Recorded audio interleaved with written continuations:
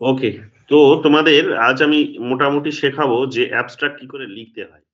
তোমরা বেশ কয়েকজন একই প্রশ্ন যেহেতু করছো আমাকে, সো এক করে কত টাইম দেব? সকাল দুজনকে সকালে টাইম দিয়েছি। আবার নতুন করে টাইম দিতে গেলে টাইম তো অনেক লেগে যাবে। সো এই কারণে ভাবলাম যে আমি তোমাদেরকে একটা ক্লাসই নিয়ে নিই এটার উপরে। কারণ এটা খুব গুরুত্বপূর্ণ পার্ট রিসার্চ এর। তো যদি এটা তোমাদের জানা থাকে তোমাদের একটুখানি সুবিধা হবে যে অনেক সময় আমাদের যে সমস্ত জায়গায় আমরা পাঠাই, রিসার্চ পেপার পাঠাই সেখানে সবসময় যে ওরা পুরো আর্টিকেলটা আমাদের পড়ে তা কিন্তু নয়। অনেক সময় বা আমাদের তোমরা মানে যখন আর্টিকেল লিখেছো কোনো একটা, হয়তো লিখে পাবলিশও হয়ে গেছে। তখন সেই লেখাটা কতটা ভিউ হবে, কতটা সেটা সাইটেশন পাবে, কতটা সেটা ডাউনলোড হবে সেটা নির্ভর করে কিন্তু যে তুমি ভালো একটা অ্যাবস্ট্রাক্ট হ্যাঁ, মুন্না বোধহয় করছে। তো আ কতটা সেটা সাইটেশন পাবে, কতটা সেটা আ ডাউনলোড হবে, কতটা সেটা ভিউ হবে বা রিড হবে, সেটা ডিপেন্ড করে কিন্তু অ্যাবস্ট্রাক্ট এর উপরে। আ মেইনলি যে সমস্ত জার্নাল গুলিতে বা ওয়েবসাইট গুলিতে আ সবার আগে অ্যাবস্ট্রাক্ট টা শো করে সেখানে। তো জেনারেলি আমরা কোন জায়গা থেকে যদি কোন ওয়েবসাইট থেকে যদি পাবলিশ করেছি, রেপুটেড কোন ওয়েবসাইট থেকে যদি কিছু লেখা পাবলিশ করেছি তাহলে সেখানে আ আর্টিকেলটা যদি দেখা গেল যে ওপেন অ্যাক্সেস নেই সেটা হয়তো সেটা আ আ সাবস্ক্রিপশন নিতে হবে তবেই হয়তো ওটা ওপেন হবে।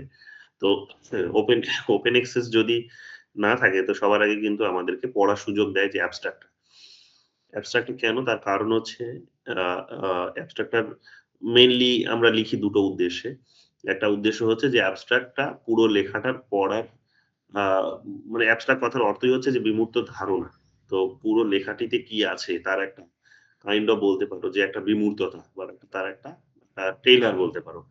যে ট্রেইলার দেখে আমরা যেমন একটা অনুমান করতে পারি যে সিনেমাতে কি হতে চলেছে ঠিক তেমনি তেমনি এখানে আমরা দেখতে পাবো যে আ এটা অ্যাবস্ট্রাক্ট হচ্ছে পুরো আর্টিকেলটার একটা হচ্ছে ওভারভিউ।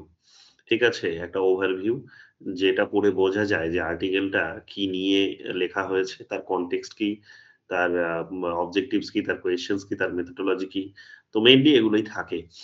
তো এটা একটা উদ্দেশ্য। ২য় উদ্দেশ্য হচ্ছে যে মার্কেটে এটাকে মানে কাইন্ড অফ তুমি যদি ওপেন অ্যাক্সেস জার্নালে না লেখো যেটা তোমার আর্টিকেলটা যদি তোমার ওপেন অ্যাক্সেস এ না থাকে, যদি সেটা পেইড সাবস্ক্রিপশন এর মাধ্যমে যদি তোমাকে একবার কেউ যদি সেটা ডাউনলোড করার সুযোগ পায়, তবে তুমি দেখবে তাকে শুধু অ্যাবস্ট্রাক্ট পড়ার সুযোগ দেয়। যেমন বিশেষ করে সেজ, রাটলেস, তালগ্রেভ, ম্যাকমিলান যে সমস্ত বড়, বড় পাবলিকেশনস গুলো আছে, তারা কিন্তু তাদের ওয়েবসাইটে শুধু অ্যাবস্ট্রাক্ট পড়ার সুযোগ দেয়। তাহলে বুঝতেই পারছো যে তোমার লেখাটা পড়া হবে কি হবে না, তোমার লেখাটা রিড হবে কি হবে না, তোমার লেখাটা সাইটেশন পাবে কি পাবে না। এগুলোর অ অ মানে নির্ভর করে যে তুমি কতটা ভালো বা সুন্দরভাবে অ্যাবস্ট্রাক্ট লিখতে পেরেছো। গুছিয়ে সুন্দরভাবে কতটা তুমি প্রেজেন্ট করতে পেরেছো। হুম? সো বা বা এইটা আমাদেরকে একটুখানি স্কিলফুলি শিখতে হবে। দক্ষতার সাথে এই জিনিসটা আমাদেরকে অর্জন করতে হবে যে কিভাবে আমরা লিখি। তো এখন অ্যাবস্ট্রাক্ট বুঝতেই পারছো যে ইভেন তোমার অ্যাবস্ট্রাক্ট এটা তো গেল পাবলিকেশন এর কথা। তুমি যখন কোথাও একটা আর্টিকেল পাঠাবে তখন সবার আগে তোমার অ্যাবস্ট্রাক্ট টাই পড়বেন সেখানে যিনি এডিটর থাকবেন তিনি তোমার আগে ওই অ্যাবস্ট্রাক্ট টাই পড়বেন। তিনি পড়ে দেখবেন। আ পড়ে দেখার পর তারপরে কিন্তু তার হচ্ছে ফিডব্যাক উনি দেবেন। তো সেটা আইদার ইনিশিয়ালি সেটা অ্যাকসেপ্ট করা হবে। রিভিউ এর জন্য পাস হবে কি হবে না। রিভিউয়াররা গ্রহণ করবেন কি করবেন না। পড়ে তারা কতটা তাদের মনে ধরবে, ধরবে না। এই সমস্ত বিষয়গুলো নির্ভর করে যে অ্যাবস্ট্রাক্ট কতটা সুন্দর তুমি লিখতে পেরেছ। তো এই কারণে স্বাভাবিকভাবে এই বিষয়টি আমাদেরকে খুব পরিষ্কারভাবে লিখতে হয়। সুন্দরভাবে গুছিয়ে লিখতে হয়। তো আজকের এই ক্লাসে আমি আলোচনা করব মূলত তোমাদের যে অ্যাবস্ট্রাক্ট এর কম্পোজিশন টা কি হয়? আ সেই সম্পর্কিত আলোচনা হবে আজকের বিষয়টি, আজকের ক্লাসটিতে। এখন এখানে যে বিষয়টি আরেকটা বলার সেটা হচ্ছে যে অ্যাবস্ট্রাক্ট কি একটা বলতে চাইলাম ভুলে গেলাম। যাই হোক অ্যাবস্ট্রাক্ট মূলত তাহলে মোটামুটিভাবে মাথায় রাখো যে রিসার্চ এরই হচ্ছে পুরো পেপারটার হচ্ছে একটা সংক্ষিপ্ত ধারণা। আ যে পেপারটার যে সমস্ত বিষয়গুলো মেইন যে সমস্ত বিষয়গুলো তার মানে থাকতেই হয়। সে সমস্ত বিষয়গুলো হচ্ছে শর্টে একেবারেই ১৫০ থেকে ২০০ ওয়ার্ডের মধ্যে রিফ্লেকশনস থাকবে অ্যাবস্ট্রাক্ট এর মধ্যে। এছাড়াও এটা ভ্যারি করে যে অ্যাবস্ট্রাক্ট কত ওয়ার্ডের মধ্যে হবে। ঠিক আছে? কি নতুন বিষয়গুলো সেখানে থাকবে। যদি চ্যাপ্টার যদি এটা কোনো বইয়ের চ্যাপ্টার হয় তাহলে হয়তো তোমাকে জিজ্ঞেস করতেই পারে। প্যাডাগজিক্যাল সেখানে হয়তো কিছু ২ লাইন হয়তো লিখতে বলতে পারে যে ছেলেমেয়েরা কি শিখবে এটার মধ্য দিয়ে। সেই ২ টো লাইনও হয়তো তোমাকে মেনশন করতে হতে পারে। তো এই সমস্ত বিষয়গুলো এখানে থাকবে। তো অ্যাবস্ট্রাক্ট এ এই সমস্ত বিষয়গুলো রাখতে হয়। এবার মোটামুটি বুঝে নাও মানে এগুলো একটা জেনারেল কথা বললাম। এবার অ্যাবস্ট্রাক্ট মোটামুটি আ আর হ্যাঁ, যেটা বলতে চাইছিলাম যে অ্যাবস্ট্রাক্ট অনেকে তোমরা যেটা ভুল করো সেটা হচ্ছে যে অ্যাবস্ট্রাক্ট সবার শেষে মানে সবার শুরুতেই আমরা লিখে ফেলি। তোমরা লেখো যে আ অ্যাবস্ট্রাক্ট মানে হচ্ছে যে সবার ১ম এ লিখলাম, সেটা পাঠিয়ে দিলাম। সেটার ভিত্তিতে হচ্ছে তারা ডিসাইড করল। এবং তারপরে গিয়ে আমি পেপারটা লিখি। আসলে এই প্রসেসটা ভুল। উল্টো একটা প্রসেস। প্রসেসটা হচ্ছে যে আমি আ রিসার্চটা আগে করে ফেললাম। রিসার্চটা আমার সম্পন্ন হলো। পেপারটা আমি আগে পুরোটা লিখে ফেললাম। লেখার পরে গিয়ে আমি অ্যাবস্ট্রাক্ট লিখবো। কেন এটা?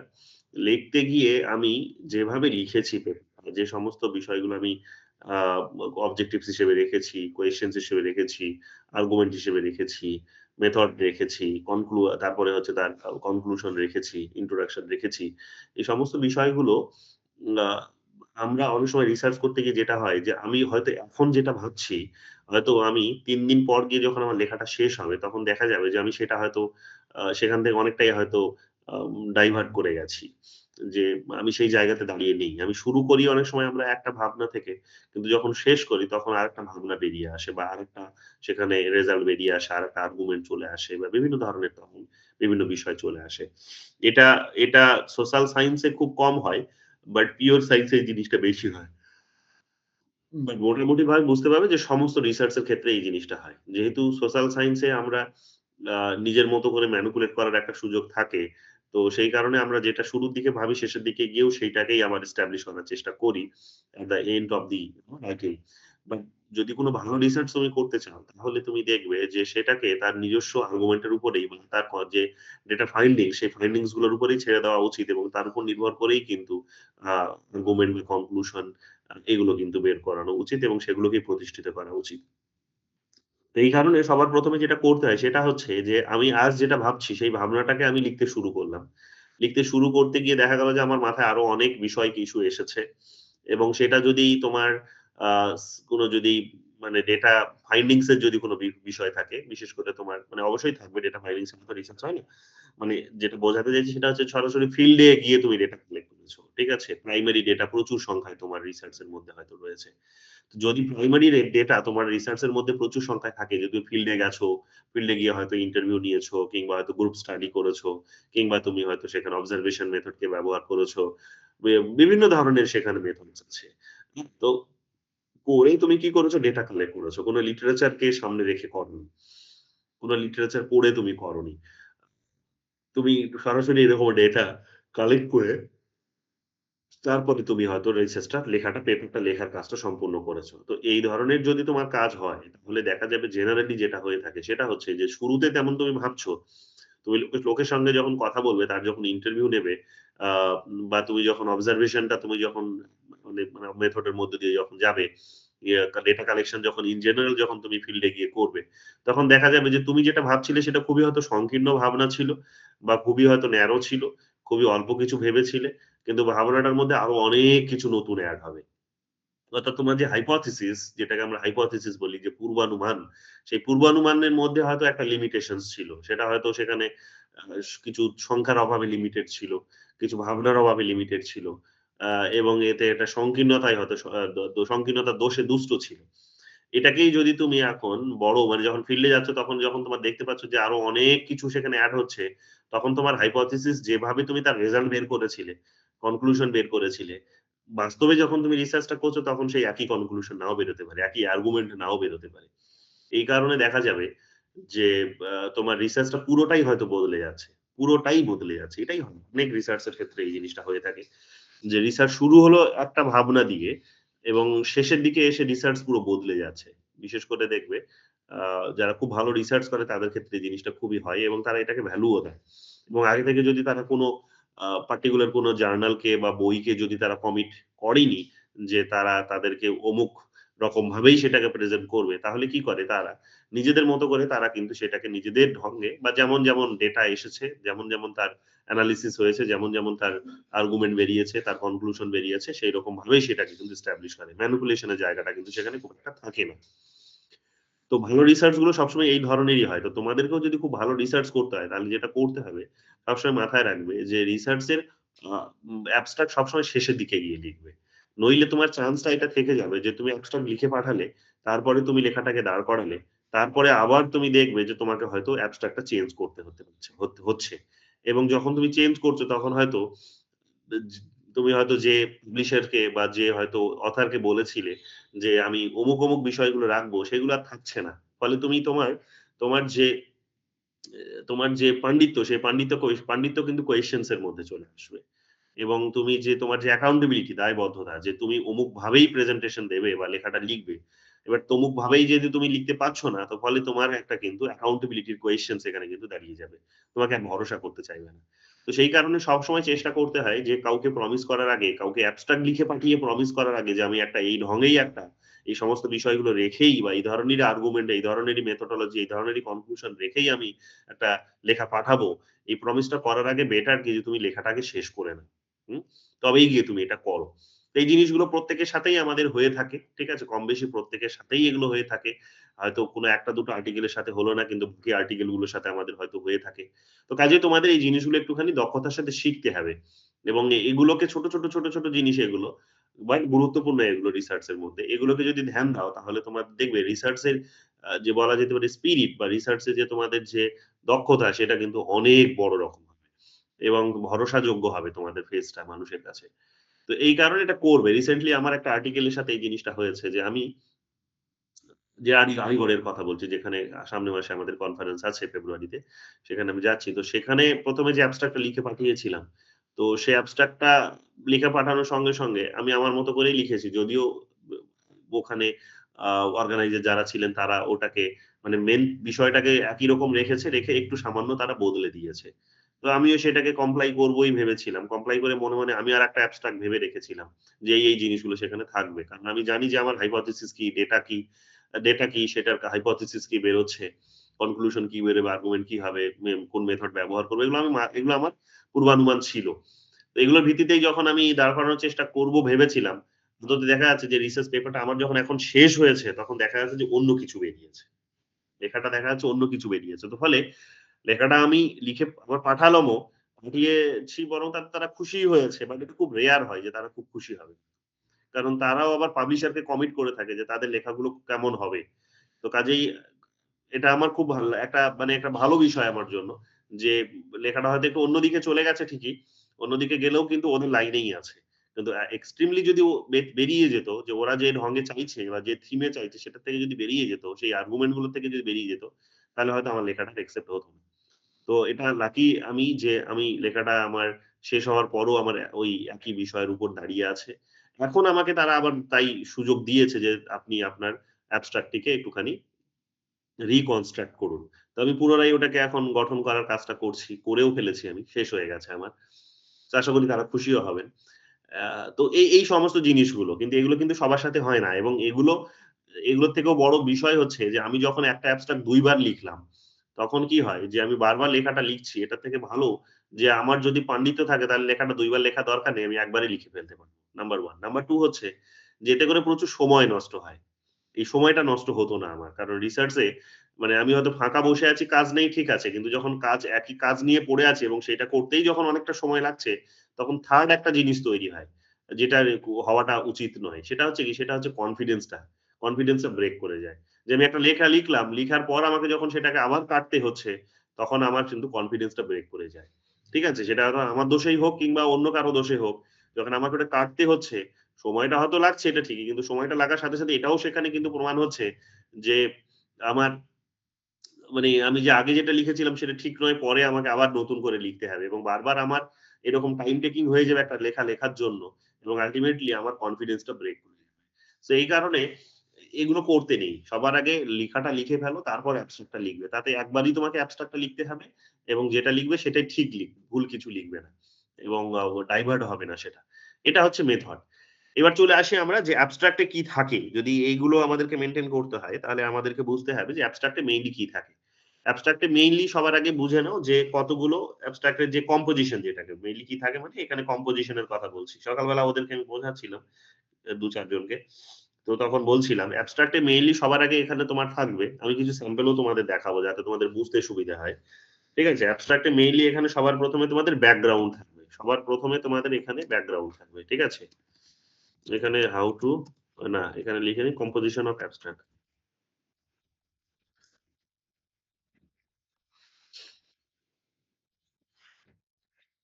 কম্পোজিশন অ্যাবস্ট্রাক্ট ঠিক আছে? এখানে ১ নম্বরে দেখো কি, কি থাকবে। এখানে ১ নম্বরে দেখো এখানে কি, কি থাকবে। এখানে সবার আগে ব্যাকগ্রাউন্ড থাকবে। ব্যাকগ্রাউন্ড আর যেটাকে আমরা বলি কনটেক্সট। ঠিক আছে? ব্যাকগ্রাউন্ড আর কনটেক্সট। এই ব্যাকগ্রাউন্ড আর কনটেক্সট টা তুমি ১ থেকে ২ লাইনে দিতে পারো। ঠিক আছে? ১ থেকে ২ লাইনে তুমি হয়তো সেটাকে দিলে। ৪ লাইনে হলে অসুবিধে নেই। তোমাকে মোটামুটিভাবে টার্গেট নিতে হবে যে ওনারা একটা অ্যাবস্ট্রাক্ট এর টাইমলাইন একটা সংখ্যা বেঁধে দেন। অর্গানাইজার একটা সংখ্যা বেঁধে দেন। সেই সংখ্যার বেশি যেন না হয়। কিংবা যে জার্নালে তুমি লেখাটা পাঠাবে, সেই জার্নালও একটা মোটামুটি একটা নাম্বার কিন্তু এক্সপেক্ট করে যে তার বেশি যেন ওয়ার্ড না হয়। তো একটা অ্যাবস্ট্রাক্ট মানেই সেটা হচ্ছে আইডিয়াল সাইজ হচ্ছে ২০০, ২০০ বা ২৫০ তার বেশি যেন না হয়। তো ব্যাকগ্রাউন্ডটা যদি দুটো বা ৩ টে লাইনে যদি তুমি শেষ করো তাহলে মোটামুটি সেখানে ধরে নাও যে ৩০ টা ওয়ার্ড ৪০ টা ওয়ার্ড সেখানে হয়তো চলেই আসবে। ঠিক আছে? তো এইরকম একটা কিন্তু ব্যাকগ্রাউন্ড। তাহলে একবার সবার ১ম এ তোমার ব্যাকগ্রাউন্ড থাকবে বা কনটেক্সট যে বিষয়টা নিয়ে তুমি লিখছো সেটা কি? সেটা কি? কনটেক্সট টা কি? সেই কনটেক্সট টা তোমার কিন্তু ক্লিয়ার নাম্বার ১। নাম্বার ২ হচ্ছে নাম্বার ২ এবার এগুলোর মধ্যে ব্যাকগ্রাউন্ড কনটেক্সট গুলোর মধ্যে তুমি আবার সাব ক্যাটেগরাইজেশন করতে পারো বা ডিভিশন করতে পারো। ২ টো ভাগে ৩ টে ভাগে তুমি দেখালে। সে তোমার কথার মধ্যে দিয়ে তুমি সুন্দর করে প্রতিষ্ঠিত করতেই পারো। তো এটা নাম্বার ১। নাম্বার ২ হচ্ছে অবজেক্টিভস। নাম্বার 2 হচ্ছে অবজেক্টিভ। ঠিক আছে? অবজেক্টিভস বা অবজেক্টিভ যাই বলো বা পারপাস। কোন পারপাস এ তুমি এটা কিন্তু করছো। এই অবজেক্টিভস এর পারপাস টা, ঠিক আছে? অনেক সময় আমরা দেখতে পাই যে অ্যাবস্ট্রাক্ট লিখেছে, দেখবে যারা খুব কম বয়সী তারা খুব একটা ম্যাচিউর নয় অ্যাবস্ট্রাক্ট লেখার ক্ষেত্রে। তারা আসলে বুঝতে পারে না যে অ্যাবস্ট্রাক্ট এ কি, কি থাকবে। তারা ভাবে যে আমি যা ভেতর দিকে লিখেছি সেটা সম্পর্কে লিখে দিলেই বোধহয় হলো। না ওটা লিখে দিলে হয় না ঐরকম ভাবে এবং ভেতরেও কি লিখেছি সেটাও বুঝতে পারে না তারা। তো কাজেই এখানে তোমাকে আগে অবজেক্টিভস টা ক্লিয়ার হতে হবে। যেকোনো লেখা যখন তুমি লিখছো তখন তার উদ্দেশ্যটা কি? তার উদ্দেশ্যটা কি? উদ্দেশ্য অর্থাৎ কোন কি বিষয়টিকে সে এখানে কিন্তু দেখাতে চাইছে বা তর্কটাকে হয়তো এস্টাবলিশ করতে চাইছে বা একটা হয়তো নতুন থিওরি ডেভেলপ করতে চাইছে। তো কি তোমার উদ্দেশ্যটা কি? এক্সাক্ট তোমার এই কনটেক্সট এর উপরে দাঁড়িয়ে তোমার উদ্দেশ্যটা ঠিক কি? তো এই কনটেক্সট টা তো বুঝলাম। এটা একটা কনটেক্সট কতগুলো ইনফরমেশন দিয়ে তুমি একটা কনটেক্সট কে এখানে বোঝানোর চেষ্টা করছো। কিন্তু সেটা আল্টিমেটলি কনটেক্সট টাকে দেখিয়ে তুমি কি বোঝাতে কি চাইছো? তো সেটা হচ্ছে উদ্দেশ্য। তাই উদ্দেশ্য বা পারপাস টা তোমার কিন্তু সেখানে থাকবে। ঠিক আছে? এরপরে এখানে তোমাকে এরপরে তোমাকে এখানে মেথোডোলজি ৩ নাম্বারে হচ্ছে মেথোডোলজি। সবসময় ভালো রিসার্চ এর ক্ষেত্রে মেথো মেথড সবসময় ভালো রিসার্চ এর ক্ষেত্রে সবসময় মেথোডোলজি থাকবে।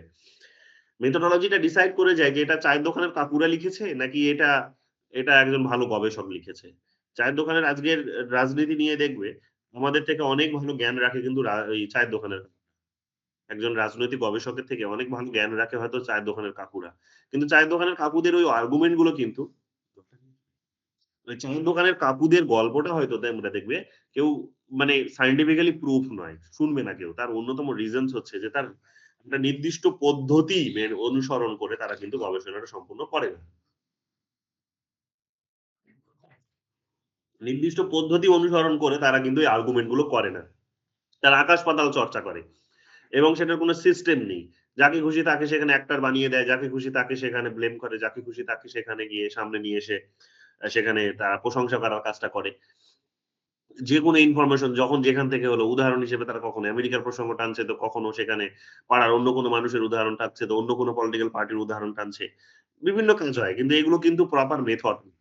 একটা নির্দিষ্ট নিয়মে অর্থাৎ একটা নির্দিষ্ট নিয়মে হয়, একটা নির্দিষ্ট যুক্তিতে কিন্তু হয় সমস্ত রিসার্চ। তো এই মেথডটা কিন্তু সেই যুক্তির উপর দাঁড়িয়ে থাকবে। পদ্ধতিটা সেই যুক্তির উপর দাঁড়িয়ে থাকবে। নাম্বার ৩ আর নাম্বার ৪ হচ্ছে যে তোমার কি ফাইন্ডিংস কি বেরোলো? কি ফাইন্ডিংস কি ফাইন্ডিংস কি বেরোলো? আর যেটাকে আমরা বলি যে আর্গুমেন্ট কি বেরোলো। ঠিক আছে? আর্গুমেন্ট বা কি তুমি কোন বিষয় নিয়ে তুমি আর্গুমেন্ট করছো। ঠিক আছে? কি ফাইন্ডিংস তোমার কি বেরোলো বা আর্গুমেন্ট তোমার কি বেরোলো। ঠিক আছে? কি আর্গুমেন্ট তোমার বেরোলো এইটা তোমাকে দেখাতে হবে যে কি তুমি এই মেথোডোলজি মেনে কনটেক্সট এর উপর দাঁড়িয়ে তুমি সেই কনটেক্সটটিকে একটা উদ্দেশ্যে কনভার্ট করলে, যে উদ্দেশ্যে আমি এটাকে ইয়ে করব, মানে গবেষণা করব, একটা নির্দিষ্ট নিয়ম মেনে সেটা হবে। করার পর তোমার হচ্ছে তর্কটা কি নিয়ে হবে, এবং লাস্ট হচ্ছে কি, যে তোমার কনক্লুশন এ কি আসলো, কনক্লুশন এ তুমি কি বলছো, কনক্লুশন কনক্লুশনে তুমি কি বলছো? কনক্লুশন কি বেরোলো? যে এত তোমার হচ্ছে ফাইন্ডিংস আসলো, ফাইন্ডিংস গুলোর বা আর্গুমেন্ট গুলো আসলো, আর্গুমেন্ট গুলোর মধ্যে পক্ষে বিপক্ষে তর্কাতর্কি হলো। তর্কাতর্কি হওয়ার পর বা সেখানে সেগুলোর নাম্বারের ভিত্তিতে সেগুলো মেলানোর পর, নাম্বারের ভিত্তিতে সেগুলোকে চর্চা করানোর পর আল্টিমেটলি তোমার কনক্লুশন কি বেরোলো? কনক্লুশন কি বেরোলো? যে অমুক জন অমুক বলেছে, তমুক জন তমুক বলেছে। কিন্তু অমুক জনেরটা ঠিক না তমুক জনেরটা ঠিক। নাকি দুটোর মধ্যেই ঠিক আছে, নাকি দুটোর মধ্যেই ভুল আছে। কতটা তুমি নেবে, কতটা তুমি নেবে না। কিংবা যেটা নাম্বারের যদি গল্প হয়, তাহলে কোন নাম্বারটা ঠিক কথা বলছে, কোন নাম্বারটা ভুল কথা বলছে। বা নাকি দুটো নাম্বারের মধ্যেই কিছু ঠিক আছে। তো এই সমস্ত বিষয়গুলো পুঙ্খানুপুঙ্খভাবে ব্যাখ্যা বিশ্লেষণ করে সুন্দরভাবে তোমাকে কি করতে হবে? তোমাকে সিদ্ধান্তে উপনীত হতে হবে। ঠিক আছে? সিদ্ধান্তে উপনীত হবে। সিদ্ধান্তে তোমাকে উপনীত হতে হবে। আর লাস্ট যেটা সেটা হচ্ছে কিওয়ার্ডস। ঠিক আছে? কিওয়ার্ড। কিওয়ার্ড মানে তোমরা দেখবে অনেক সময় কিওয়ার্ড কিওয়ার্ড মানে হচ্ছে যে পুরো রিসার্চ এর মধ্যে তোমার যে সমস্ত শব্দগুলো থাকে।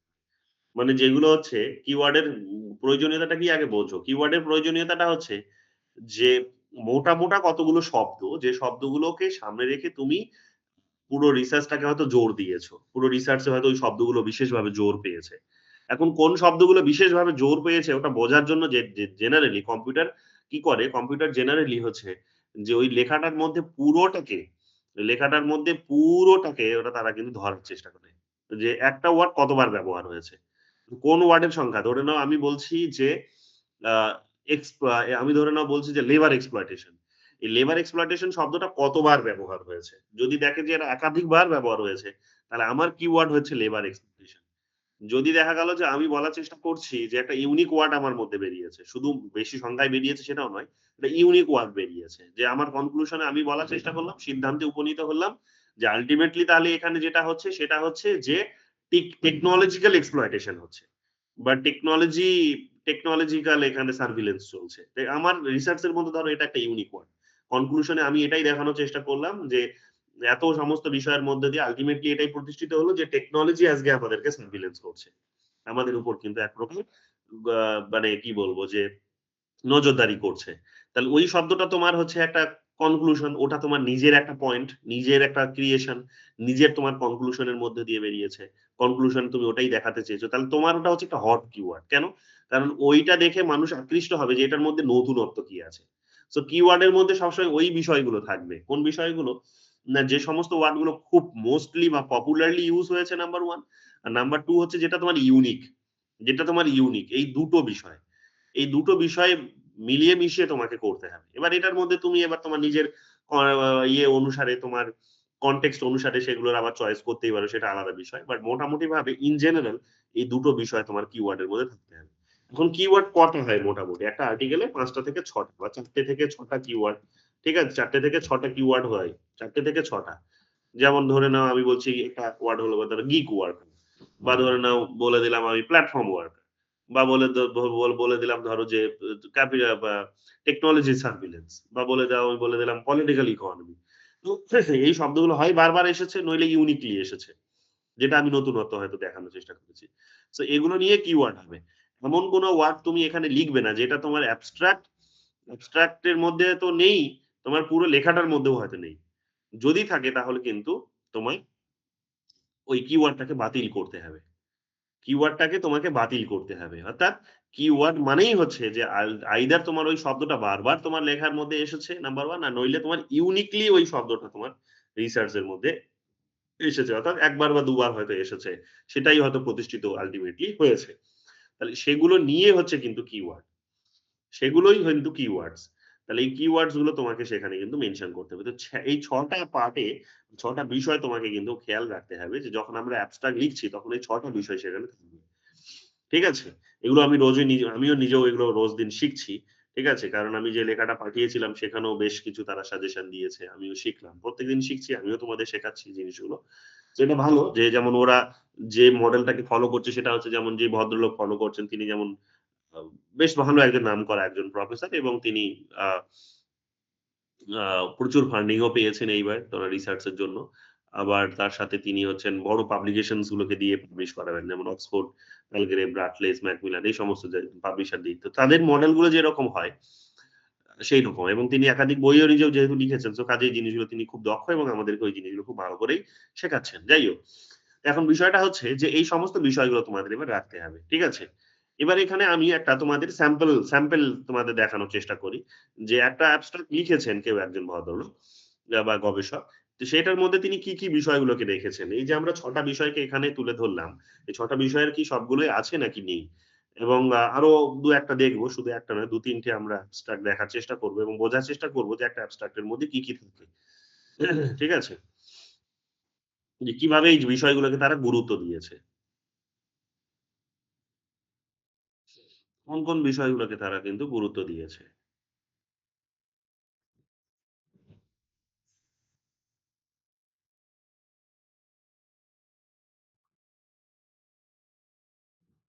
এবং এটা দেখো একজন লেখা, এটা হচ্ছে প্রদীপ চট্টোপাধ্যায় একজন রিসেন্ট আর্টিকেল এটা হাতের কাছে পেলাম তাই এটাই তোমাদের দেখাচ্ছি। ভালো লিখেছেন উনি। ভালো লেখন উনি। রিসেন্টলি তিনি ইয়াং সায়েন্টিস্ট অ্যাওয়ার্ড পেলেন। আ ইন্ডিয়ান পলিটিক্যাল সায়েন্স অ্যাসোসিয়েশন উড়িষ্যাতে যে আমাদের কনফারেন্সটি হলো। আ অ্যানুয়াল কনফারেন্স যেটা হয়ে থাকে প্রত্যেক বছরই ইন্টারন্যাশনাল আ মানে ইয়ে আ পলিটিক্যাল সায়েন্স এর কনফারেন্স যেটা ইন্ডিয়াতে যেটা হয় সেখানে। তো সেখানে উনি ইয়াং পলিটিক্যাল সায়েন্টিস্ট এর অ্যাওয়ার্ড পেয়েছেন। অবশ্যই তার বড় রিজনস হচ্ছে যে তার একাধিক পাবলিকেশন আছে এবং সেগুলোই রাটলেস, সেজ, ম্যাকমিলান এই টাইপের। তো সেজে তার লেখা একাধিক বেশি আমি নোটিস করি। তো এই লেখাটি যেমন বেরিয়েছে Indian journal of public administration থেকে। Indian journal of public administration. So আমরা পাবলিক অ্যাডমিনিস্ট্রেশন পড়ি। পাবলিক অ্যাডমিনিস্ট্রেশন এর একটি জার্নাল আছে Indian journal of public administration.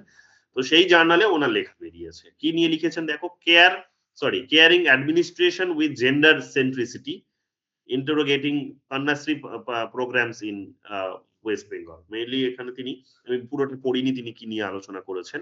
গভীরে যাওয়ার আমার সুযোগ হয়নি। আমি শুধু অ্যাবস্ট্রাক্টটাই তোমাদের দেখানোর চেষ্টা করছি যে কেয়ারিং অ্যাডমিনিস্ট্রেশন উইথ জেন্ডার সেন্ট্রিসিটি যেটা টাইটেলটা পড়ে আমাদের বোঝা যাচ্ছে সেটা হচ্ছে যে জেন্ডারকেই মধ্যমণি করে হচ্ছে অ্যাডমিনিস্ট্রেশনকে সুন্দরভাবে সাজানো। এবং সেখানে বেসিক্যালি কন্যাশ্রীর যে প্রোগ্রাম, পশ্চিমবঙ্গ সরকারের যে কন্যাশ্রী প্রোগ্রাম আছে যেটার মাধ্যমে তোমরা জানো যে তোমরা অনেকেই হয়তো কন্যাশ্রীর বিভিন্ন সুযোগ সুবিধা পেয়েছো। সো কাজে আমার থেকে তোমরা ভালো জানবে। তো সেই কন্যাশ্রীর কথা বলা হচ্ছে যেটার মাধ্যমে টাকা দেয় সরকার বেসিক্যালি। টাকা দেয় তো কন্যাশ্রীর মাধ্যমে। কত টাকা দেয়? আচ্ছা। 18 বছর বয়সী। বেশ। তো এইটা যে টাকা পাচ্ছ তোমরা, তাহলে এই টাকাটাকে কিভাবে আরকি টাকাটা পাওয়ার ফলে কিভাবে এখানে তিনি যেটা কনক্লুশন এ যেটা দেখানোর চেষ্টা করেছেন সেটা হচ্ছে যে, এই যে বলছে development as freedom. Development as freedom যেটা অমর্ত্য সেনের একটা ধারণা আছে তোমরা জানো যে ডেভেলপমেন্ট অ্যাজ ফ্রিডম বলে। অর্থাৎ উন্নতি কিন্তু স্বাধীনতা সেটা মানে স্বাধীনতা হিসেবে উন্নতি। যে উন্নতি যদি হয় তাহলে আল্টিমেটলি সেটা স্বাধীনতাকেই বৃদ্ধি করা। যাই হোক আমি সেখানে আসবো। সবার আগে এখানে বুঝে নাও যে এই যে আমি তোমাদের তাহলে ৬ টা পার্ট বললাম। ৬ টা পার্টে কি তাহলে আছে? দেখো ৬ টা পার্টে এখানে আছে gender remain an important issue arena in governance in post-colonial democracies like India. Gender remain an important issue arena in governance in post-colonial democracies like India, which have a long past of patriarchal social structure. In West Bengal, even after 34 years of continuous left front rule, gender never became the mainstay of Bengal politics. Trinamool Congress government in West Bengal from 2011 addressed the issue of gender parity perspectives. During the period of Mamata Banerjee as Chief Minister, women candidates were fielded in large number, while girls were also encouraged to be economically self-dependent and economically aware. তাহলে এটা হচ্ছে ওনার এখানে হচ্ছে এটা আমি বলছি দেখো মানে আগে পুরোটা পড়ে নি তারপর কি বলছে দেখো taking policy perspective of women's empowerment this article deals with Kanyashree programme experience of the Last 10 years indicates that social violence against women and empowerment centric program go together in creating a puzzle regarding award received by government of West Bengal on women centric programs. This article argues that degree of inclusiveness of Kanyastree dodges initial politicization, gradual normalization, and recurring criticism and translate development as freedom in practice in a highly politicized democratic milieu of our time. তাহলে এখানে দেখবে আমি যদি এইটাকে এই ছটা ভাগে ভাগ করি, যদিও এখানে ছটা ভাগ ক্লিয়ার করেনি, মেনশন করেনি, কিন্তু ছটা ভাগ যদি করতো, ছটা ভাগ না করলেও দেখবে অনেক পাবলিশার তারা একসেপ্ট করে নিয়েছে। কারণ তারা হয়তো ভালো মনে করেছে। এটা অনেক সময় সাবজেক্টিভ টু বিষয়। মনে হয় যে এটার কোনো আইডিয়াল কোনো বিষয় হয়। যে কোনো একটা বিষয় রিসার্চ এর ক্ষেত্রে কোনো বিষয় এই পার্টিকুলার এই বিষয়গুলো কোনো আইডিয়াল ও হয় না। তো কাজেই যে ৬ টা বিষয় এখানে আমরা দেখলাম। ঠিক আছে?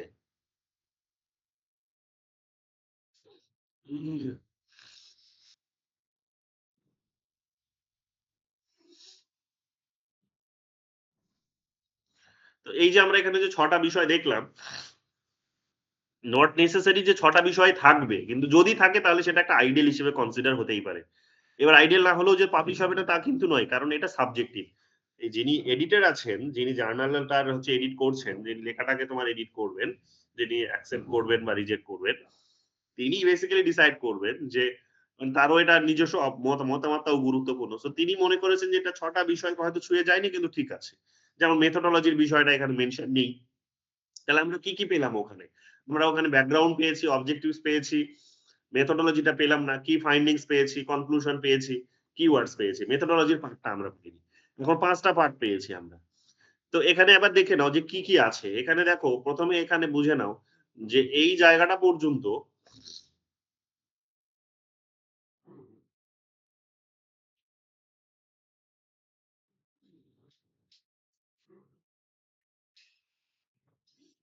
এখানে এই যে দেখো এখানে ইস্যুটাকে আগে ১ম এ তোমাকে মানে যেটা কনটেক্সট যেটাকে আমরা বলছি সেটাকে আগে ক্লিয়ার করেছে। কোথা থেকে ক্লিয়ার করেছে? Gender remain an important issue arena in governance in post-colonial democracies like India, which have a long past of patriarchal social structure in West Bengal. Even after 34 years of continuous left-front rule, gender never became the mainstay of the Bengal politics. Trinamool Congress government in West Bengal from 2011 addressed the issue gender parity perspectives. During the period of Mamata Banerjee as Chief Minister, women candidates were fielded in large number, while girls were also encouraged to be economically self-dependent and socially aware. এইটা হচ্ছে ওনার context. এইটা হচ্ছে ওনার লেখার context. এটা হচ্ছে ওনার লেখার context বা background. যে এইটা যে কি করেছে এখানে পরিষ্কার বলে দিয়েছে যে জেন্ডার দীর্ঘদিন ধরেই এখানে খুব একটা ইকুয়ালিটির পজিশনে ছিল না। একটা প্যারিটি ছিল না, সমতা ছিল না। পোস্ট ডেমোক্রেটিক মানে স্বাধীন ভারতেও আরকি বলতে পারো যে স্বাধীন মানে উত্তর ঔপনিবেশিক গণতান্ত্রিক ভারতেও কিন্তু এটা ছিল না। কিন্তু একটা ইম্পোর্টেন্ট ইস্যু হয়েছিল। তো পশ্চিমবঙ্গের যদি কেসটা বলো তাহলে হচ্ছে লেফট ফ্রন্টটা এখানে দীর্ঘদিন শাসন করেছে বাট তারাও এটা এস্টাবলিশ করতে পারেনি। মমতা ব্যানার্জি যখন থেকে পাওয়ারে এসেছে তিনি এটাকে গুরুত্ব দিয়েছেন এবং তিনি বড় সংখ্যক একটা ক্যান্ডিডেটকে সেখানে নির্বাচনে দাঁড় করানোর সাথে, সাথে তিনি কিন্তু সোশ্যালি এবং ইকোনমিক্যালি মহিলারা এবং সামাজিকভাবে যাতে সচেতন হতে পারে তারও জন্য কিন্তু বড় ব্যবস্থা করেছেন এবং সেটা হচ্ছে কিন্তু কি না কন্যাশ্রীর মাধ্যমে করেছেন। তাহলে এখানে তিনি কি করলেন? না তিনি এখানে পরিষ্কার বলে দিলেন। কনটেক্সটটা এখানে বলে দিলেন। কনটেক্সট এখানে বলে দিলেন। কনটেক্সট এর পরে তাহলে কি আছে? কনটেক্সট এর পরে হচ্ছে অবজেক্টিভস অ্যান্ড পারপাস রয়েছে। দেখো এটা আছে কোথাও কিনা? টেকিং পলিসি পার্সপেক্টিভ এই যে দেখো এটাই ওনার objectives. Taking policy perspective of women's empowerment তাহলে উইমেন এম্পাওয়ারমেন্টটা ওনার উদ্দেশ্য। যে কিভাবে আল্টিমেটলি তাহলে উইমেন এম্পাওয়ারমেন্টটা এখানে প্রতিষ্ঠিত হয়েছে। ঠিক আছে? This articles deals with Kanyashree programme. তাহলে কন্যাশ্রী প্রোগ্রামটিকে এখানে তিনি আলোচনায় নিয়ে এসেছেন। উপর দিকে কন্যাশ্রী প্রোগ্রাম কোথাও ছিল না। তাহলে এখানে কোন বিষয়টিকে নিয়ে তিনি আলোচনা করেছেন এটাও কনটেক্সট এর মধ্যেও তুমি ধরতে পারো। মনে হয় যে এটা কনটেক্সট এর বাইরে। ঠিক আছে? এগুলোকে আসলে এইগুলোকে এইরকম ভাবে ডিফারেনশিয়েট করা যায় না। বাট হ্যাঁ, যদি যায় তাহলে খুব ভালো। তো এখানে এটাকে তুমি কনটেক্সট এর মধ্যেও ধরতে পারো, আবার তুমি এটার উদ্দেশ্যের মধ্যেও ধরতে পারো। ঠিক আছে? এবং এখানে তিনি পরিষ্কার করে বলে দিয়েছেন যে উইমেন এম্পাওয়ারমেন্ট তিনি এখানে দেখাতে চান। যে উইমেন এম্পাওয়ারমেন্ট এর দৃষ্টিভঙ্গি থেকে তিনি এটা নীতিগত মানে নীতিগত বিষয়টিকে এখানে দেখবেন এবং কিরকম ভাবে এটা আল্টিমেটলি উইমেন এম্পাওয়ারমেন্ট এ ওদের কাজে লেগেছে। ঠিক আছে? বা তৈরি করেছে। উইমেন এম্পাওয়ারমেন্ট কিভাবে সুনিশ্চিত হয়েছে। Experiencing of the last 10 years of years indicates that socially violence women's against empowerment centric program go together in creating puzzles regarding award received by the government of West Bengal. এগুলো পরিষ্কার করে বলে দিয়েছে। এগুলো হচ্ছে কিন্তু অবজেক্টিভস টিকে আবার জাস্টিফাই করেছে এখানে। ওটা যদি অবজেক্টিভস হয়, এটা যদি অবজেক্টিভস হয়, এটা যদি অবজেক্টিভ হয় তাহলে এটা হচ্ছে অবজেক্টিভস এর জাস্টিফিকেশন। দেখে নাও এখানে অবজেক্টিভস এর এইটা হচ্ছে ৩ নাম্বার এই যে ৩ নাম্বার কালারটা হচ্ছে এটা কিন্তু জাস্টিফিকেশন। জাস্টিফিকেশন তিনি দিয়েছেন। ঠিক আছে? যে অ্যাওয়ার্ড পেয়েছে তো কাজেই এখানে উইমেন এম্পাওয়ারমেন্ট হচ্ছে। মানে উইমেন এম্পাওয়ারমেন্ট যে হচ্ছে এটা যে গোটা পৃথিবী জুড়ে একনলেজ হচ্ছে, অ্যাওয়ার্ড দিচ্ছে বিভিন্ন প্রতিষ্ঠান। তো স্বাভাবিকভাবেই এটাকে কিন্তু তিনি জাস্টিফাই করার চেষ্টা করেছেন। এবার এখানে তিনি বোঝানোর চেষ্টা করেছেন যে this article argues that the degree of inclusiveness of Kanyastree dodges initial politicization, gradual normalization and recurring criticism recurring criticism and translate development as freedom in practice in a highly politicized democratic millennium in our time. তাহলে এখানে আবার আরেকটা তিনি কোন বিষয়টিকে প্রতিষ্ঠিত করার চেষ্টা করেছেন এখানে দেখো এখানে তিনি যে বিষয়টিকে প্রতিষ্ঠিত করার চেষ্টা করেছেন সেটা হচ্ছে এটা কি না কি ফাইন্ডিংস কি আর কি ফাইন্ডিংস আর আর্গুমেন্টটা তিনি কি করেছেন তাহলে আর্গুমেন্টটা কি এখানে এই যে বলেই দিয়েছে যে আর্গিউ পরিষ্কার করে এখানে বলেই দিয়েছে যে কি নিয়ে আর্গিউ করে তাহলে আর্গুমেন্টটা কি তো আর্গুমেন্টটা হচ্ছে যে কিভাবে কন্যাশ্রী এখানে একটা ইনক্লুসিভনেসটাকে প্র্যাকটিস করছে এবং কি ইনক্লুসিভনেসটা প্র্যাকটিস করতে গিয়ে বেসিক্যালি এখানে যে প্রসেসটাকে তিনি মানে যে প্রসেসের মধ্যে দিয়ে গেছে সেটাকেও দেখিয়েছে কি না তিনি বলছেন যে শুরুর দিকে এটা নিয়ে সমালোচনা হয়েছে রাজনীতিকরণ হয়েছে ইনিশিয়াল পলিটিসাইজেশন হয়েছে অর্থাৎ রাজনীতিকরণ হয়েছে শুরুতে মানুষ ভেবেছিল রাজনীতিকরণ হবে রং লানে হয়তো এটা দেবে না এই সুযোগ সুবিধাগুলো গ্রাজুয়াল নরমালাইজেশন হয়ে ধীরে ধীরে এখন মানুষ এটাকে স্বাভাবিক মানতে শুরু করেছে যে না আল্টিমেটলি রাজনীতি নয় এটা আসলে উন্নতিরই একটা মাপকাঠি। যে সরকার টাকা দিচ্ছে, সচেতনতা বাড়ানোর চেষ্টা করছে বিভিন্ন রকম ভাবে। তারপরে যারা শিক্ষিত সচেতন হয়ে আসে ওদেরকে রাজনীতির মধ্যে অংশগ্রহণ করার সুযোগ দিচ্ছে। তো এগুলো আল্টিমেটলি কি ধীরে ধীরে কি হচ্ছে আল্টিমেটলি বলতে পারো যে এই যে সময় রাজনীতিকরণের যে ভাবনাটা ছিল সেটাকে তিনি মমতা ব্যানার্জি নরমালাইজ করতে পেরেছেন। তারপরে ধীরে ধীরে ক্রিটিসিজম ও পেয়েছেন। ক্রিটিসিজমও পেয়েছে সেখান থেকে। ঠিক আছে? আরো অনেক সমালোচনাও বেরিয়ে এসেছে। আল্টিমেটলি সেটা কিসে ট্রান্সলেট হয়েছে? আল্টিমেটলি তিনি বলছেন যে ডেভেলপমেন্ট অ্যাজ ফ্রিডম এ কনভার্ট হয়েছে। মানে একটা থিওরি। ডেভেলপমেন্ট অ্যাজ ফ্রিডম এর কনসেপ্টটা তোমরা জানো যে অমর্ত্য সেন দিয়েছেন। তো অমর্ত্য সেনের এই যে ডেভেলপমেন্ট অ্যাজ ফ্রিডম এর কনসেপ্ট, সেই কনসেপ্টে কি হচ্ছে যে উন্নতি আল্টিমেটলি সেটা স্বাধীনতা। উন্নতি হবে, ঠিক আছে? স্বাধীনতা সেটা সুনিশ্চিত করবে।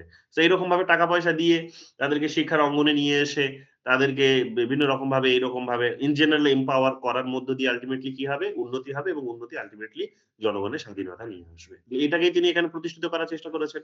তাহলে এই সমস্ত বিষয়গুলোকে তিনি স্টাডি করেছেন। করে তিনি এই সিদ্ধান্তে উপনীত হলেন। বিতর্কটাকে দেখানোর চেষ্টা করলেন যে শুরুর দিকে বিতর্কটা তিনি দেখলেন যে রাজনীতিকরণের বিতর্ক। পরের দিকে দেখলেন যে রাজনীতিকরণের বিতর্কের মধ্যে একটুখানি ধরে নাও যে সেটাকে নরমালাইজ হয়ে গেছে ব্যাপারটা যে রাজনীতি এতটা আর হচ্ছে না। থার্ড এখানে এসে দেখা গেছে যে তিনি আরো অন্য ধরনের ক্রিটিসিজম হয়তো সেখানে অ্যাকোয়ার করেছেন। ফাইনালি এখানে দেখা যাচ্ছে কি যে তিনি এটা উন্নতির একটা পক্ষে এস্টাবলিশ করতে পেরেছেন এই বিষয়টিকে। তাহলে এটাকেই তিনি এখানে দাঁড় করিয়েছেন। এনার তাহলে আল্টিমেট আন্ডারস্ট্যান্ডিং কি? আল্টিমেট আন্ডারস্ট্যান্ডিং হচ্ছে বা কনক্লুশন এ যেটা বেরিয়েছে তাহলে ডেভেলপমেন্ট অ্যাজ ফ্রিডম। যে তিনি ডেভেলপমেন্ট করিয়েছেন এবং সেটা আল্টিমেটলি ফ্রিডম এরই কথা বলছে। ডেভেলপমেন্ট এবং সেই ডেভেলপমেন্ট ফ্রিডম কেই এনশিওর করছে। তো এইরকম ভাবে তোমরা দেখতে পাবে যে একটা লেখার মধ্যে এই যে উপরে যে ৪ টে বিষয় সেই ৪ টে বিষয় মেথোডোলজিটাকে বাদ দিয়ে উপরে ৪ টে বিষয়কে এখানে গুরুত্ব দেওয়া হয়েছে। কিওয়ার্ডস ও আছে দেখো কিওয়ার্ডস এখানে নিশ্চয়ই কিওয়ার্ড এই দেখো জেন্ডার, জেন্ডার শব্দটা যেহেতু বারবার এসেছে তাই জেন্ডার। কেয়ার শব্দটা এসেছে বারবার তাই care. Administration, West Bengal, Kanyashree. তো এই শব্দগুলো দেখবে এবং কন্যাশ্রী শব্দটা এখানে দেখো যে ইটালিকে লেখা হয়েছে। কেন ইটালিক করেছেন? ঠিক আছে? তার কারণ হচ্ছে যখনই নন ইংলিশ কোন ওয়ার্ড হবে তখনই সেটাকে ইটালিক করে দেওয়া হয়। ঠিক আছে? তো ইটালিক করে দিয়েছে এখানে কন্যাশ্রী শব্দটাকে। তো এইরকম ভাবে তোমরা দেখো যে এই কিওয়ার্ড গুলোকে দিয়ে এই হিন্টস টাও দিয়েছে যে পুরো এই লেখাটার মধ্যে এই সমস্ত শব্দগুলোর উপর গুরুত্ব দেওয়া হয়েছে এবং আগামী দিনে কেউ যদি লেখা খুঁজতে চায়, পড়তে চায় যে ধরো তোমরাই হয়তো ধরো আগামী দিনে কন্যাশ্রী নিয়ে কিছু লেখা হয়েছে কিনা খুঁজতে চাইছো। তখন কি হবে? কন্যাশ্রী শব্দটা লিখলে এটা বেরিয়ে আসবে। এখন কন্যাশ্রীকে তুমি জেন্ডার এর পার্সপেক্টিভ থেকে দেখেছে কিনা বা কেয়ার এর পার্সপেক্টিভ থেকে কিংবা অ্যাডমিনিস্ট্রেশন এর পার্সপেক্টিভ থেকে কেউ দেখেছে কিনা এই ধরনের তুমি হয়তো লেখা খুঁজছো। তাহলে কন্যাশ্রী প্লাস তুমি অ্যাডমিনিস্ট্রেশন লিখে গুগল করো দেখবে হয়তো এই লেখাটা বেরিয়ে আসবে। সো কিওয়ার্ডস গুলোর উদ্দেশ্যটা এটাও যে আজকের দিনে যেভাবে কম্পিউটারাইজ আমরা লেখা লিখি, সেই কম্পিউটারাইজ লেখাতে অর্থাৎ যেভাবে আমাদের লেখাপত্রগুলো কম্পিউটারাইজ হচ্ছে, আর্কাইভ হচ্ছে, তো সেখানে তুমি এইরকম কিওয়ার্ডস দিয়ে যদি সার্চ করো, তাহলে তোমার এই লেখাটা তাড়াতাড়ি বেরিয়ে আসবে। তো এই কারণে যে সমস্ত শব্দগুলোকে বিশেষ গুরুত্ব দেওয়া হয়েছে এবং যে এখানে একটা ইউনিক গুরুত্ব পেয়েছে যে সমস্ত শব্দগুলো, সেগুলোকে এখানে কিওয়ার্ডে আমরা মেনশন করে থাকি। এটা আমাদের একটা কিন্তু এটা আমাদের একটা মোটামুটি ভাবে একটা স্যাম্পল বলতে পারো। ঠিক আছে? আমি তোমাদের আরেকটা স্যাম্পল দেখাই। আরেকটা স্যাম্পল দেখালে তোমরা একটুখানি ক্লিয়ার হতে পারবে আরো।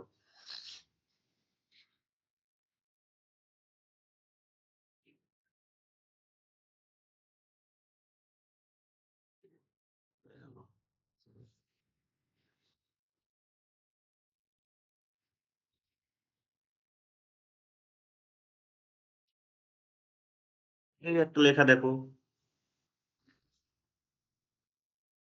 Post Hasina India Bangladesh relations implications for north east India.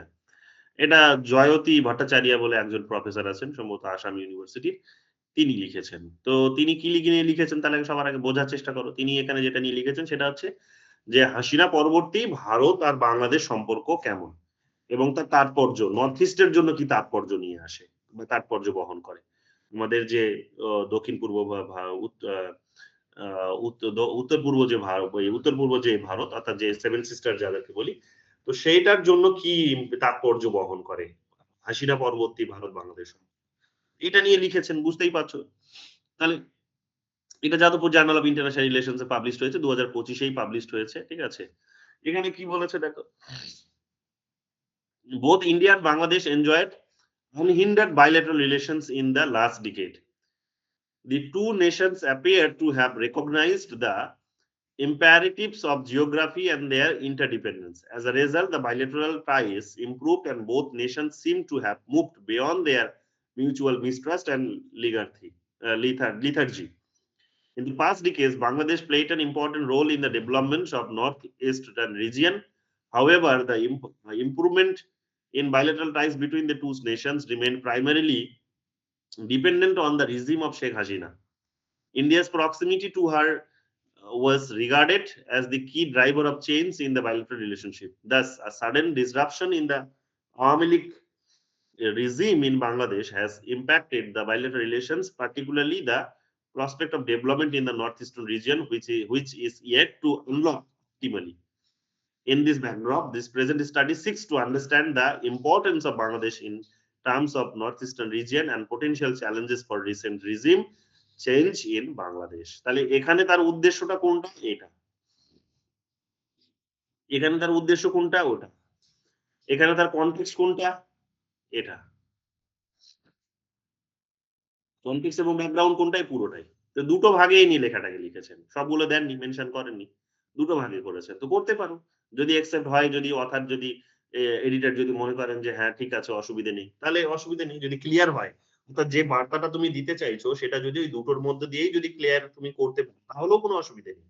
তো এখানে ক্লিয়ার যে আগে কি ছিল, আগের টাইমে কি ছিল, শেখ হাসিনা থাকাতে কি ছিল, শেখ হাসিনার পরে কি কোন দিকে যাচ্ছে। ঠিক আছে? যেমন বলে দিয়েছে sudden disruption of Awami League regime in Bangladesh has impacted bilateral relations. মানে এটাও একটা তিনি কিন্তু কনক্লুশন এর মধ্য দিয়ে বলে দিয়েছেন। এটা পুরোটা কনটেক্সট বলা যায় না। যেমন এতটা। এতটা তার মানে কি আগে এস্টাবলিশ লেখাপত্র, ব্যাকগ্রাউন্ড যেগুলো আগে ছিল। শেখ হাসিনা যখন থেকে চলে গেলেন তার মানে এনার আলোচনাটা তো শেখ হাসিনার উপরেই। মানে শেখ হাসিনা পরবর্তী ভারত-বাংলাদেশ সম্পর্কের উপরেই।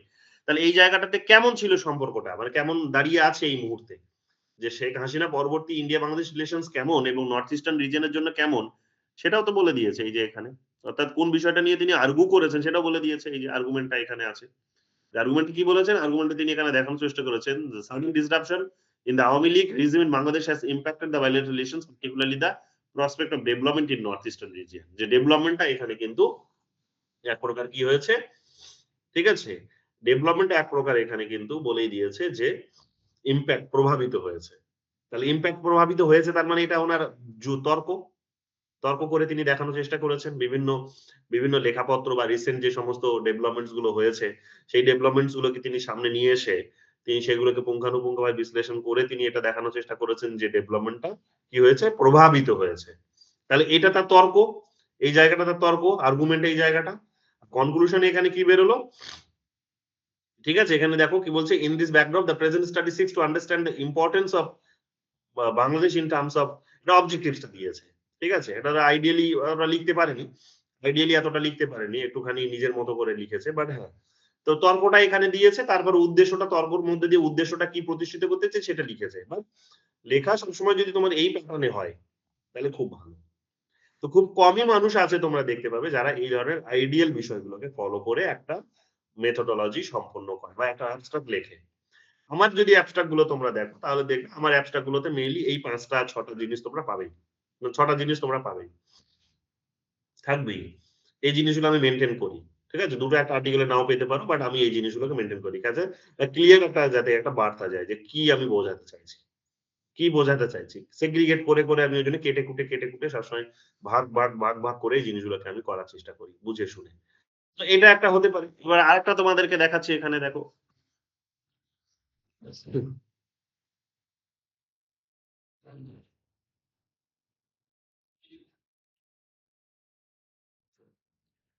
এটা দেখো এখানে কি বলেছে, "India's multilateralism and the liberal international order.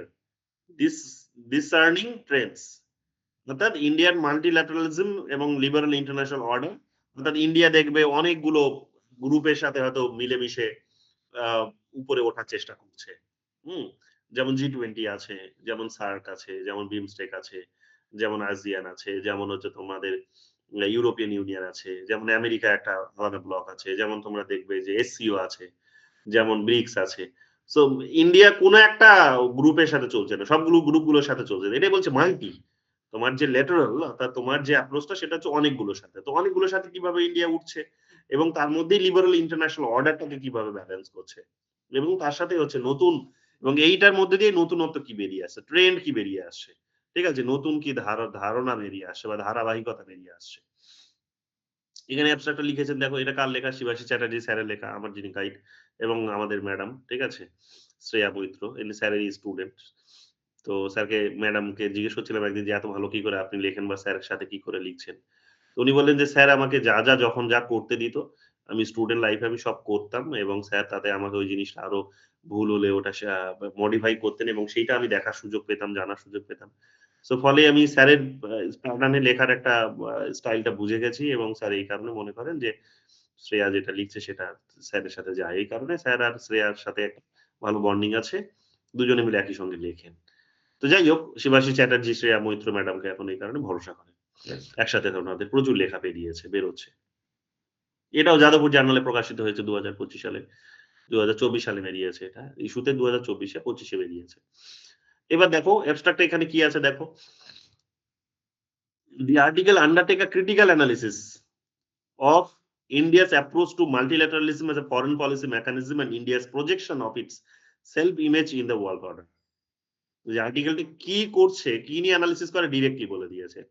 এটাও একটা অ্যাপ্রোচ, এটাও একটা অ্যাপ্রোচ যে তুমি মানে মোটামুটিভাবে কনটেক্সট টা ক্লিয়ার না করে যদি তুমি আগে থেকে ডিরেক্টলি যদি পুরো বিষয়টা জানিয়ে দিচ্ছ তাহলেও হয়। কেন? কারণ মোটামুটি কনটেক্সট টা ইন জেনারেল মানুষের জানা। মাল্টিল্যাটারালিজম বলতে আজকের দিনে কি বোঝায় সেটা মোটামুটি জানা। কারণ এটা খুব একটা চ্যাপ্টার টাইপের নয় এটা। একটা রিসার্চ আর্টিকেল তো। রিসার্চ আর্টিকেলটা মেইনলি ম্যাচিউর মানুষরাই অনেক সময় পড়ে। তো যাই হোক, ডিরেক্টলি বলে দিয়েছে এটা কি নিয়ে হচ্ছে কিন্তু চর্চা করছে। তো ডিরেক্টলি বলতেও পারো তুমি, এটাও একটা way. It observes that despite reflecting broad continuities in its normative assumptions, India's multilateral has largely remained layered and complex, responding to a systematic shift in global politics. এই যে ট্রেন্ডটা কি, এই যে বলছে যে ট্রেন্ড, এই ট্রেন্ডটাকে এই ট্রেন্ডটা এখানে বলে দিয়েছে। যেটা কি অবজার্ভ করেছে এই যে আর্গুমেন্টই যেটা, যেটা বেরিয়ে এসেছে। অবজারভেশন যেটা বেরিয়ে এসেছে তার, ঠিক আছে? সেটা হচ্ছে এটা।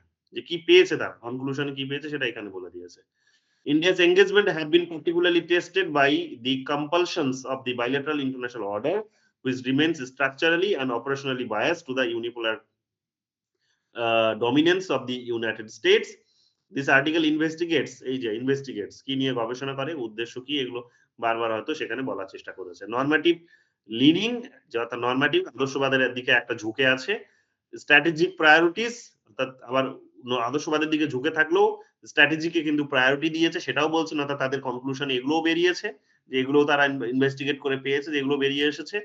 Underlying India's multilateralism and the essential challenges posed by the liberal international order. India's espousal of justice as non-domination, egalitarianism, or non-hierarchy in international order is resisted, which compels India's variegated multilateralism. This article also argues that India's practice of multilateralism remains sensitive to the compulsions of its India's domestic politics. It explores the scope of India's European partnership in envisioning the current dynamics of the liberal international order. So এই আর্টিকেলটিতে mainly যেটাকে value দেওয়া হয়েছে সেটা হচ্ছে কি, যে কোন বিষয় নিয়ে চর্চা করেছে, অর্থাৎ উদ্দেশ্যটা কি এবং তার মানে মানে কি বলবো, যে বিতর্কটা কোন বিষয়গুলো নিয়ে করেছে, উদ্দেশ্যগুলো কোন তা কি, এবং ট্রেন্ড গুলো কি বেরিয়ে এসেছে, কনক্লুশন, এই তিনটে বিষয়কে খুব ভালো করে গুরুত্ব দেওয়া হয়েছে। কনটেক্সটে এখানে এতটা তুমি ক্লিয়ার পেলে না। কিন্তু কনটেক্সট ক্লিয়ার না পেলেও মোটামুটি ভাবে যারা হাইয়ার এর স্টুডেন্ট তারা জানে যে কনটেক্সটটা কি হতে পারে।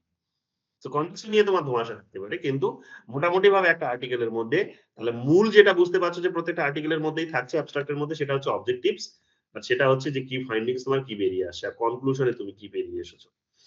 এই তিনটে বিষয়কে সেখানে কিন্তু হাইলি গুরুত্ব দেওয়া হয়েছে। তো প্রত্যেকটা আর্টিকেলে এটা কিন্তু থাকে। বাট বারবার বলছি যে যদি তোমার লেখার মধ্যে যারা একেবারেই নতুন, জানে না কিছু, ধরে নাও যারা একেবারেই নতুন, যারা কিছুই জানে না, তারা যদি তোমার আর্টিকেল যদি পড়ে তাহলে হয়তো একটু হোঁচট খেতে পারে। এনার্জি হারিয়ে ফেলতে পারে। বুঝতে নাও পারতে পারে যে অ্যাবস্ট্রাক্ট পড়েও বুঝতে পারছে না যে সে আল্টিমেটলি কি নিয়ে লেখা হয়েছে। তো এই কারণে তোমাকে চেষ্টা করতে হবে যে এই ফরম্যাট। সবার প্রথমে একটা ব্যাকগ্রাউন্ড থাকবে, কনটেক্সট থাকবে যে কোন কনটেক্সট এ তুমি লিখছো। তারপর তুমি লিখবে সেখানে তার অবজেক্টিভস কি, তারপর মেথোডোলজি কি দিয়েছো তুমি, কি ফাইন্ডিংস কি আছে, কনক্লুশন কি আছে। এগুলো ডিসাইড করে দেবে যে তোমার লেখাটা কতটা বেশি সংখ্যক মানুষ পড়বে। কতটা বেশি সংখ্যক মানুষ তোমার লেখাটাকে কিন্তু সায়েন্টিফিক লেখা বলে কনসিডার করবে। কতটা বেশি সংখ্যক মানুষ তোমার লেখাটাকে সাইট করবে। কতটা কতটা সাইটেশন পাবে তুমি, এবং সেটার উপর নির্ভর হবে যে তোমার যে রিসার্চ প্রপোজাল সেই রিসার্চ প্রপোজাল কিন্তু হাইলি ভ্যালুয়েবল বলে কনসিডার হবে। তো এই বিষয়গুলো তোমাদেরকে মাথায় রাখতে হবে। তো নিজের মতো করে আমি উদাহরণ দেওয়ার চেষ্টা করছি তোমাদের। বোঝার চেষ্টা করো। ধরে নাও, হ্যাঁ, হ্যাঁ, ধরে নাও আমাদের কি নিয়ে উদাহরণ দেব? আচ্ছা, কারো নিজেদের চয়েস থাকলে কিছু বলো। তাহলে তোমাদের আরো নিজের মতো করে বোঝাতে পারবো আমি, তোমাদের মতো করে। যে কি নিয়ে বোঝাবো? কি নিয়ে বোঝালে সুবিধা হয়? কি নিয়ে বললে?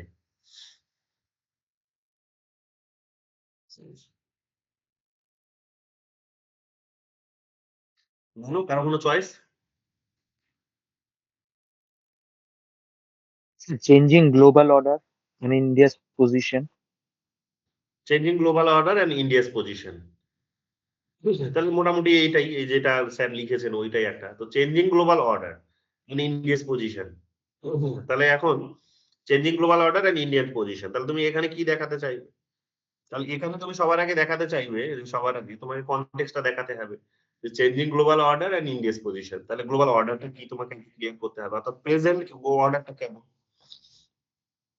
ঠিক আছে? প্রেজেন্ট অর্ডারটা কেমন, বা এর আগে অর্ডারটা কেমন ছিল? বা ওই হিস্টোরিক্যালি অর্ডারটা কেমন চলে এসেছে, সেটা তো কনটেক্সট। সেটার উপরে দাঁড়িয়েই তো তুমি বলছো যে চেঞ্জিং এটা। তাহলে শুরু থেকে অর্ডারটা যখন থেকে তৈরি হয়েছে তখন থেকে এখন পর্যন্ত তার ২ লাইনে সেটার ব্যাখ্যা দিয়ে দাও। যে অর্ডারটা এটা। কিন্তু অর্ডারটা এখন পরিবর্তন হচ্ছে। তাহলে কনটেক্সট টা তুমি বলে দিলে যে অর্ডারটা ছিল ওটা। তাহলে এখন পরিবর্তন হচ্ছে। তাহলে কি পরিবর্তন হচ্ছে? তাহলে তুমি বললে যে অমুক নতুন ঘটনাগুলো ঘটছে। সেটাও তোমার কনটেক্সট এ থাকলো।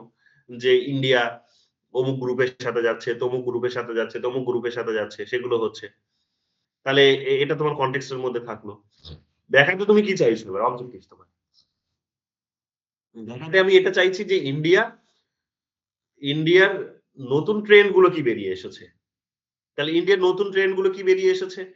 কনটেক্সট এর উপর দাঁড়িয়েই তুমি কনটেক্সটটাকে যদি তুমি এখানে মানে কনটেক্সটে স্পেসিফাই করতে গিয়ে যে ডেটা গুলো তুমি পেয়েছিলে, বিভিন্ন গ্রুপের সাথে অ্যালাইন করছে।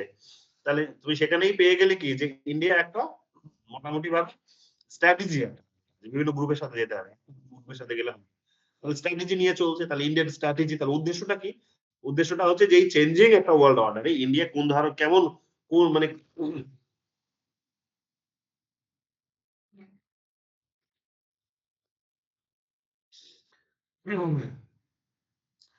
চেঞ্জিং এরকমের একটা ওয়ার্ল্ড অর্ডারে ইন্ডিয়া কিভাবে তার নিজের যে স্ট্র্যাটেজি মেইনটেইন করছে এবং কোন ধরনের আদর্শকে সামনে রেখে সে চলছে।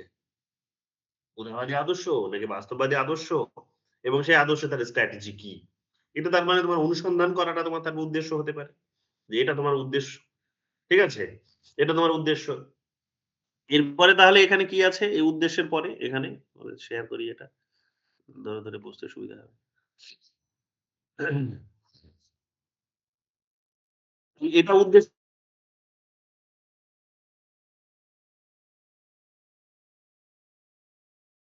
টাকে তুমি বোঝার জন্য তুমি কি করেছো তুমি মেনশন করবে যে এই যে উদ্দেশ্য যে আমি বলছি যে ইন্ডিয়া চেঞ্জিং ওয়ার্ল্ড অর্ডার এ একটা নতুন স্ট্র্যাটেজি গ্রহণ করেছে এবং এবং মানে নরমাটিভ একটা অ্যালাইনমেন্ট নিয়ে চলছে এবং সেখানে একটা বেশ একটা স্ট্র্যাটেজি গ্রহণ করেছে।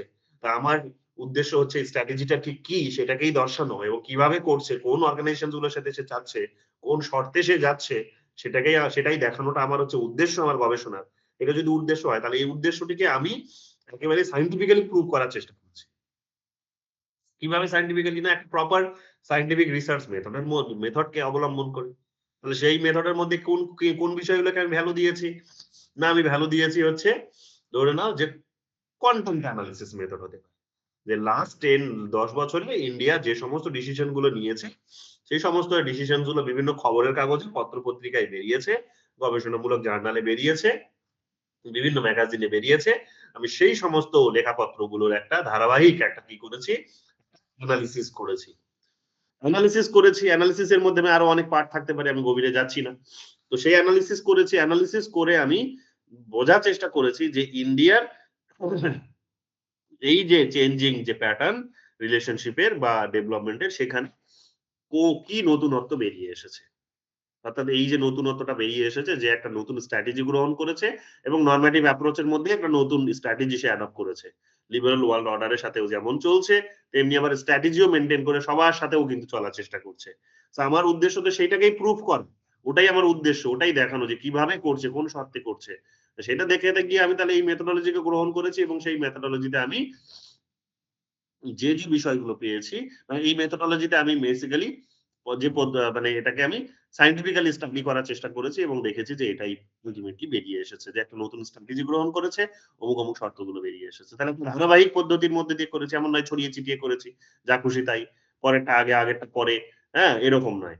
অর্থাৎ যদি আগে এসসিও এর সাথে রিলেশনশিপ এ গেছিল তাহলে এসসিও টাকে আমাকে স্টাডি করতে হবে। এবং তারপরে আমাকে যদি দেখি যে ASEAN এর সাথে রিলেশনশিপ এ গেছে, তারপরে আমি ASEAN এর সাথে রিলেশনশিপ কেন গেল সেটা বোঝার চেষ্টা করব। তারপরে আমি যদি দেখি যে না G20 র সাথে সে রিলেশনশিপ এ গেছে, তাহলে G20 র সাথে কেন গেল? তারপরে আমি সেটা কিন্তু স্টাডি করব। সো ধারাবাহিকভাবে আমি করব। যেভাবে ডেভেলপমেন্ট এসেছে সেইভাবে আমি করব। তারপরে আমি বোঝার চেষ্টা করব হয়তো কোনটাতে কোন শর্তে গেছে এবং সেখানে তার রোল কতটা? সেখানে তার ওয়েট কতটা? সেখানে তার কথা কতটা মানুষ শুনছে? অন্যান্য দেশগুলো কতটা শুনছে?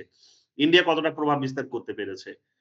তো এগুলোকে স্টাডি করার মধ্যে দিয়ে পুঙ্খানুপুঙ্খভাবে বিশ্লেষণ করার মধ্যে দিয়ে আমি বোঝার চেষ্টা করতে পারি হয়তো যে সেটা কি নরমাটিভ নাকি সেটা হচ্ছে রিয়ালিস্টিক না কি সেটা? এবং সেখানে কোন স্ট্র্যাটেজি সে ফলো করেছে। ঠিক আছে? স্ট্র্যাটেজিটা কি সবাইকে নিয়ে চলার স্ট্র্যাটেজি নাকি সেই স্ট্র্যাটেজির মধ্যে শত্রুতা? কি? তো এই মেথোডোলজি কে ফলো করে আমি নির্দিষ্ট ধারাবাহিকভাবে মেথোডোলজি কে ফলো করে এটা আমি পুঙ্খানুপুঙ্খভাবে প্রতিষ্ঠিত করার চেষ্টা করেছি। এটা হচ্ছে বলার বক্তব্য।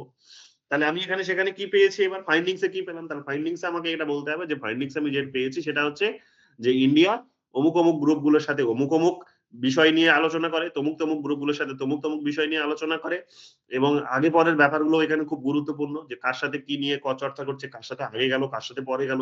অবশ্যই বড় দেশগুলোর সাথে আগে রিলেশনশিপ এ যাবে। ছোট দেশগুলোর সাথে পরে রিলেশনশিপ এ যাবে।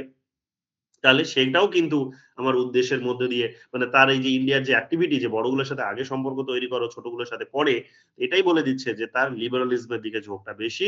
তাহলে সেখানে কিন্তু লিবারাল ওয়ার্ল্ড অর্ডার এর দিকে ঝোঁকটা বেশি এবং অ্যালাইনমেন্ট এর দিকে ঝোঁকটা বেশি। এই সমস্ত বিষয়গুলো আমার বেরিয়ে আসছে। তাহলে এই সিস্টেমেটিক ওয়েতে যখন আমি করব তখন এই ফাইন্ডিংস গুলো আমার বেরিয়ে আসবে। এই যুক্তিগুলো বেরিয়ে আসবে। কনক্লুশন আমি কি বলবো? কনক্লুশন আমি বলবো যে এটাই, যে যেহেতু ইন্ডিয়া অনেকগুলো দেশের সাথে এখন চলছে, এবং তার সাথে, সাথে সে অনেকগুলো গ্রুপের সাথে চলছে, দেশের সাথে চলছে, এবং সেটা এক প্রকার যেহেতু উদারবাদী একটা ভাবনায় পুরোটাই চলছে, সো উদারবাদী একটা রাস্তা অবলম্বন করছে। তার সাথে এটাও পরিষ্কার যে ইন্ডিয়া এটাও বুঝে গেছে যে যেহেতু একটা রিয়ালিস্টিক প্যাটার্ন গ্লোবাল পলিটিক্স এ আছে, তাই আমাকে এখানে কি করতে হবে? যে একটা স্ট্র্যাটেজিক ব্যালেন্স ক্রিয়েট করতে হবে। তাই ইন্ডিয়ার এখানে কি বেরিয়ে আসলো? ইন্ডিয়ার এখানে যে যে নতুন চেঞ্জিং প্যাটার্ন যে তার ফরেন পলিসি, সেই প্যাটার্ন এ বেরিয়ে এসে যে লিবারাল ওয়ার্ল্ড অর্ডার, তার সাথে হচ্ছে একটা খুব ভালো রকমের একটা স্ট্র্যাটেজি। তাহলে কনক্লুশন এ আমার ওটাই প্রতিষ্ঠিত হবে। এইরকম ভাবে আমাকে, অর্থাৎ হেডলাইন এর মধ্যে আমি ইন্ডিকেশনস টা মোটামুটি ভাবে দিয়ে দেব। চ্যাপ্টার আর্টিকেলের যে হেডলাইন থাকে, সেই হেডলাইনটা এমন কোন মানে ইনার মিনিং যুক্ত কোন শব্দ দেব না। যে ফিলোসফির সব ছেলেমেয়েরা যেটা করে, কিংবা লিটারেচার ছেলেমেয়েরা যেটা করে, ওই ধরনের কোন নয়।